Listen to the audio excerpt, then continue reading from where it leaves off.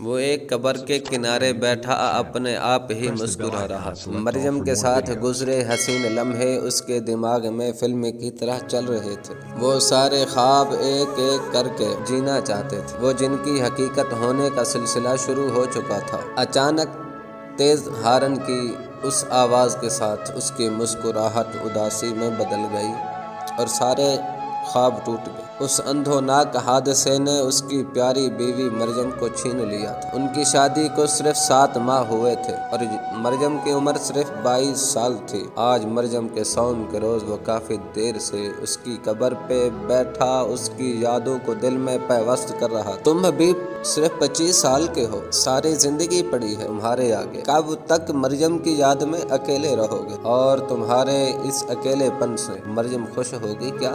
میری بات مانو، شادی کے لیے ہاں کرو۔ اس کی ماں اس کی دوسری شادی کروانا چاہتی تھی۔ میں ابھی ذہنی طور پر تیار نہیں ہوں، اس نے کہا۔ آپ ہیرا کی شادی کی فکر کریں، اس کے بعد میں بھی مان جاؤں گا۔ ہیرا اس کی چھوٹی بہن کا نام تھا۔ بیٹے کی بات سنتے ہی ماں نے ہیرا کے رشتے دیکھنے شروع کر دیے۔ جلد ہی ایک بہت اچھے خاندان میں اچھی طرح چھان بین کے بعد شادی کر دی گئی۔ اب ماں نے اسے دوبارہ شادی کی بات چھیڑی۔ وہ مان تو گیا، پر اس نے ایک شرط رکھ دی کہ کسی طلاق یافتہ لڑکی سے شادی کرے تاکہ کسی کی بے رنگ زندگی میں رنگ بھر سکے، اور شرط سنتے ہی اس کی ماں کا رنگ غیر ہو گیا اور غصے سے لال پیلی ہو گئی۔ میں کسی آوارہ بد کردار لڑکی کو ہرگز اپنی بہو نہ بناؤں گی۔ بھلا شریف لڑکی کو طلاق ہوتی ہے؟ طلاق تو تیز ترار اور آوارہ لڑکیوں کو ہوتی ہے۔ میں ہرگز کسی طلاق یافتہ کو گھر نہیں لاؤں گی۔ اب تو ماں بیٹے میں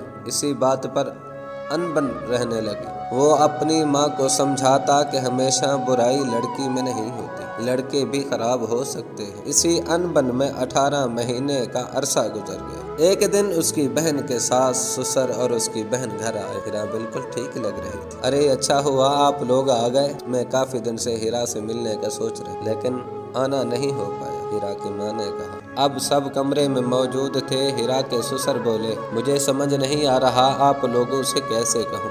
دیکھیے بہن، ہیرا بہت اچھی لڑکی ہے، ہمیں اسے کوئی شکایت نہیں، لیکن اب ہمارا بیٹا شاید اس کے قابل نہیں رہا۔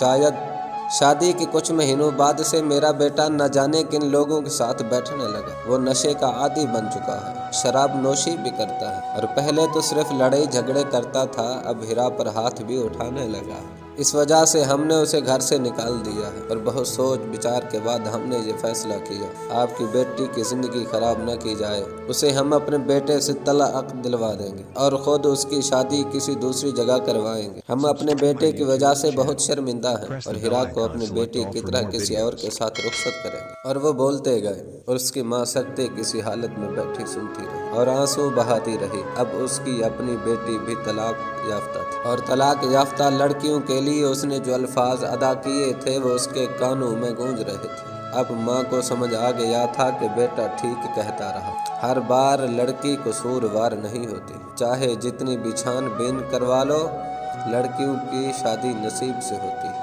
طلاق یافتہ ہونا کوئی برائی نہیں، یہ تو قسمت کے کھیل ہیں۔ اکثر برے سے برے اعمال والی لڑکیوں کے گھر بس جاتے ہیں اور اچھی سی اچھی لڑکیوں کے نہیں بس پاتے۔ تربیت سے پرکھیں، صرف اس وجہ سے کوئی رائے قائم کر لینا کہ طلاق یافتہ ہے بہت زیادتی ہے۔ معاشرے کا توازن برقرار رکھنے کے لیے ہمیں اپنی سوچ کو سادہ رکھنے کی ضرورت ہے۔ طلاق یافتہ لڑکیوں کی دوبارہ شادی ہونے سے معاشرہ بے راہ روی سے بچے گا۔ ہمیں بحیثیت ایک معاشرہ اپنے رویوں میں مثبت تبدیلی لانے کی ضرورت ہے۔